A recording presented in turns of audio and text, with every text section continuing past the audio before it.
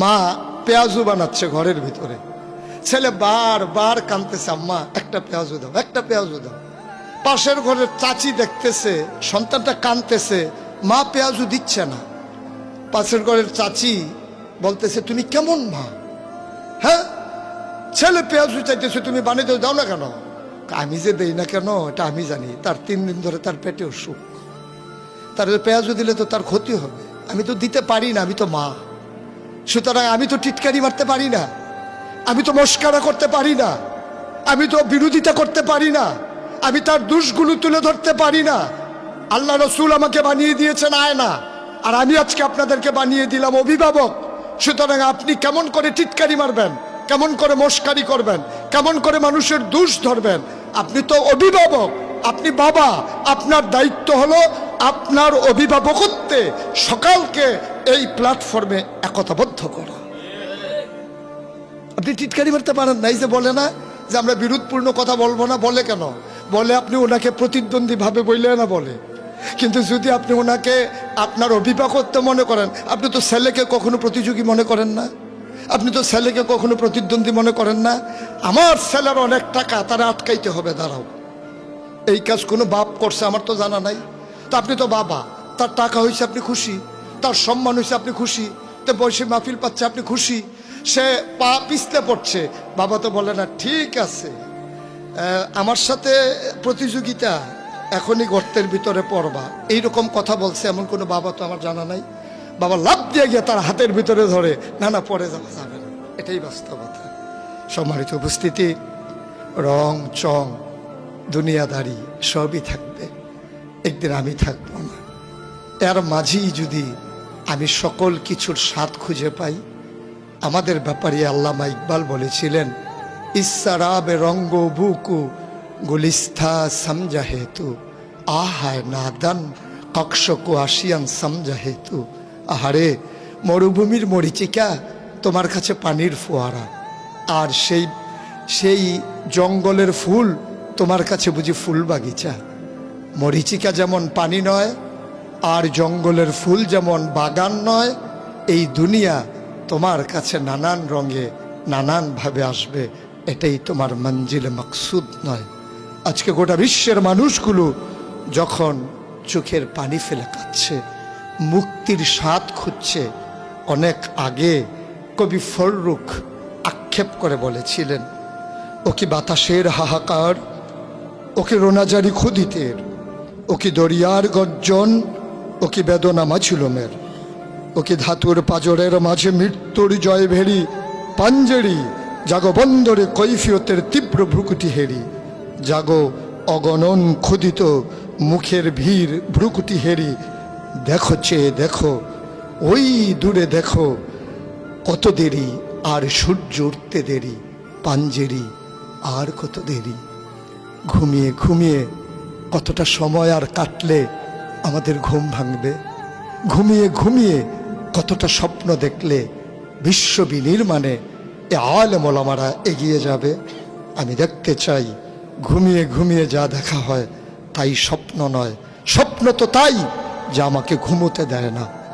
আমার পথ চলা থামতে পারে না ততক্ষণ, যতক্ষণ ক্ষুদিত মায়ের আহাজারি বন্দনা হবে, যতক্ষণ পূর্ব দিগন্তে সোনালী সূর্য উঠে আমাদেরকে জাগিয়ে না দেবে।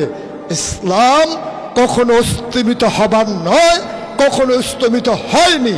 কখনো বা আকাশে মেঘ জমেছে, মেঘের আড়ালে সূর্য হারিয়ে গেছে, মেঘকে সরিয়ে সূর্যকে দিবাকরের মতো দিনের আলোয় একেবারে দুপুরের উজ্জ্বল রোদে আমরা রৌদ্রোজ্জ্বল করতে চাই। তাহলেই সার্থকতা, তাহলেই সুন্দর, তারপরেই থামা। এর আগে এ মাজলুম মানবতার চিৎকার শুনে কোনো বিবেকবান মানুষ থেমে যেতে পারে না। আসুন জেগে উঠি, আসুন গর্জে উঠি, আসুন জানিয়ে দেই আমরা ছিলাম, আমরা আছি, আমরাই থাকবো ইনশাআল্লাহ। সম্মানিত উপস্থিতি, যুগে যুগে ইসলাম নানান ফিতনা চড়াই উতরাই পার হয়েই আজকে ১বিংশ শতাব্দীতে পদার্পণ করেছে।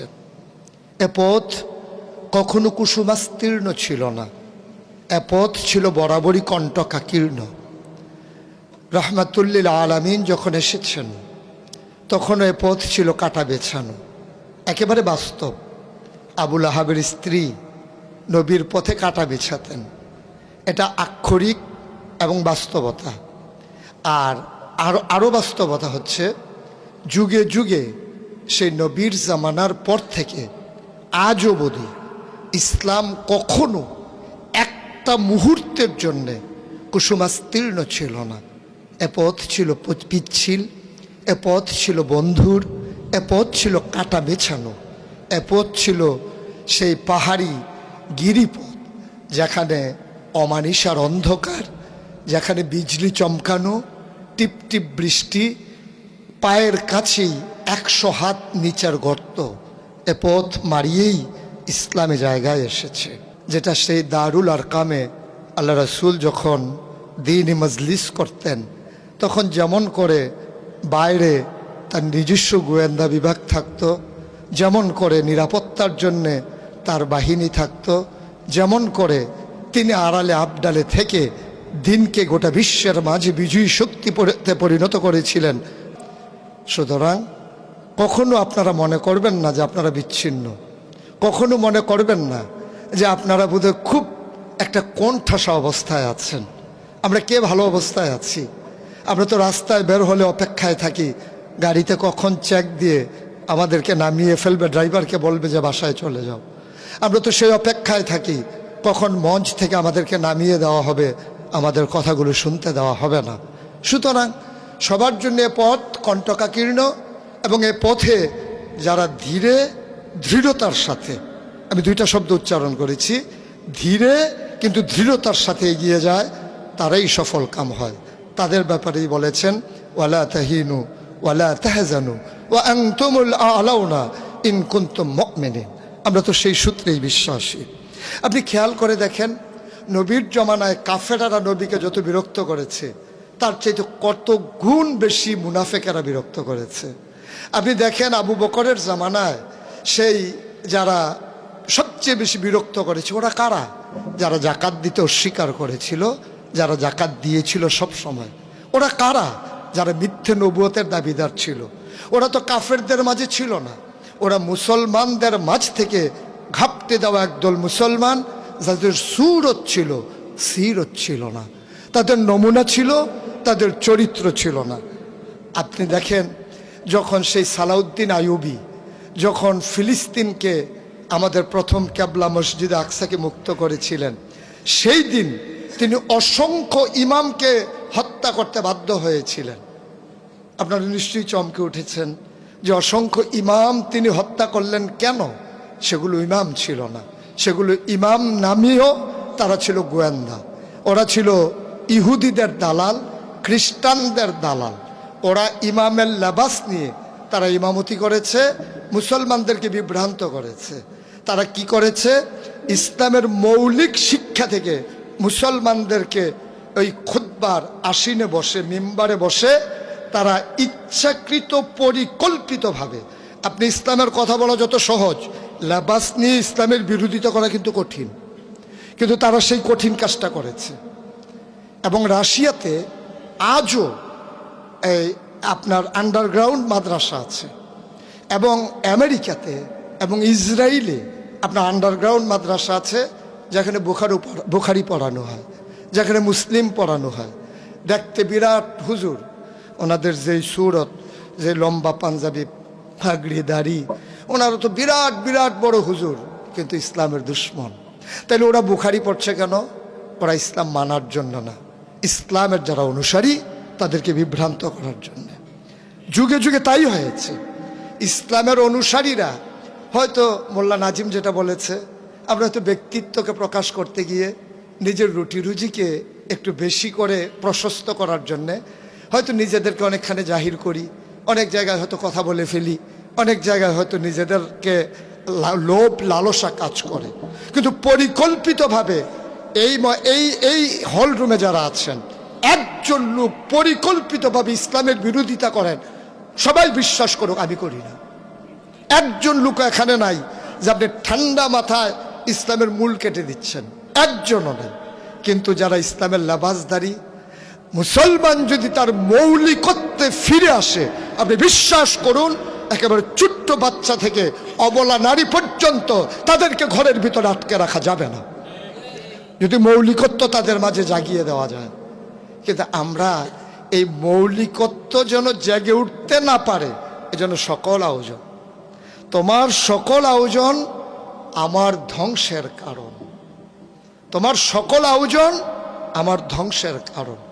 তোমার সকল আয়োজন, রাজনীতি, অর্থনীতি, ব্যক্তিজীবন, মাহফিল, মসজিদ, মক্তব, যেটা হিফজুর রহমান ভাই বলেছেন, লাখেরাজ সম্পত্তি ছিল লাখে লাখে একর, এইগুলোর উপরে ভিত্তি করে মসজিদগুলো চলতো, এগুলোর উপরে ভিত্তি করে মাদ্রাসাগুলো চলতো।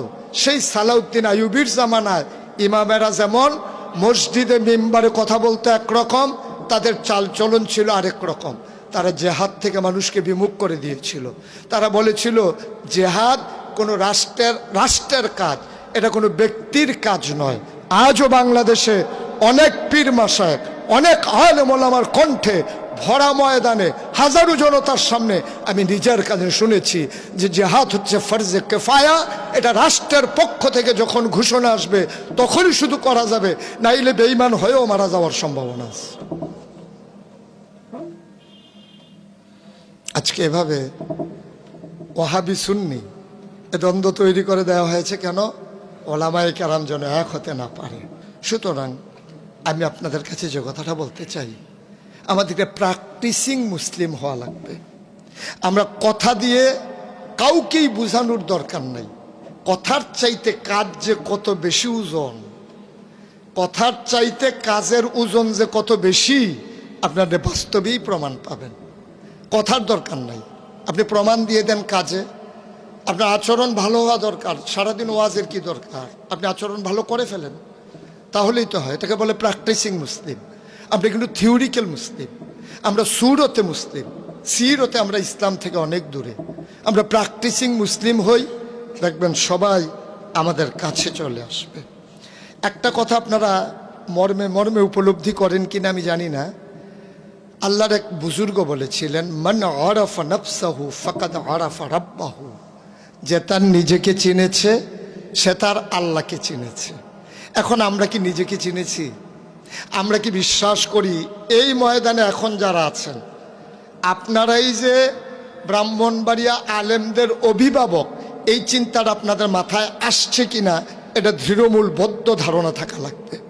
আমি মনে করি মঞ্চে সামনে এখানে যারা আছেন আপনারাই ব্রাহ্মণবাড়িয়া, গোটা ব্রাহ্মণবাড়িয়া আপনারা আলেমদের অভিভাবক।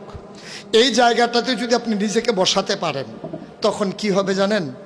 অভিভাবক মানে মনে করেন বাবা, তো বাবার 5টা সন্তান থাকে, একটা বখাটে, একটা দুষ্ট, একটা নেশা করে, একটা পড়ালেখায় অমনোযোগী।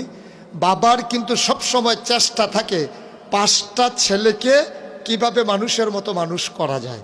তো আপনি যদি ব্রাহ্মণবাড়িয়ার অভিভাবক হন, কেউ আপনাকে বিরক্ত করবে, কেউ দুষ্টামি করবে, কেউ ইসলাম নিয়ে কটাক্ষ করবে, কেউ ইসলামী আন্দোলন নিয়ে মস্কারা করবে।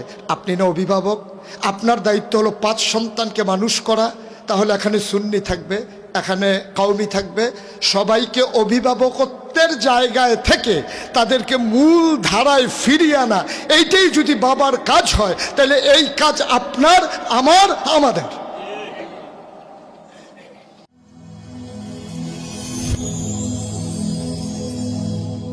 Rose TV 24. Enjoy by listening to the Holy Quran.